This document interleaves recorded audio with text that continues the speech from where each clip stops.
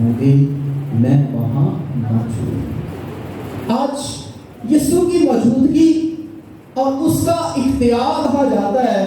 صعود سے مراد کیا ہے کہ پستی سے بلندی کی طرف جانا۔ کیا مطلب ہے صعود سے؟ اپنی حشمت، اپنا جلال ظاہر کرتا ہے، اور آج اپنے شاگردوں کے سامنے وہ زندہ آسمان کی طرف سفر کرتے ہیں تو بیابان میں سے گزرتے ہیں، اور کتنے سال لگتے ہیں؟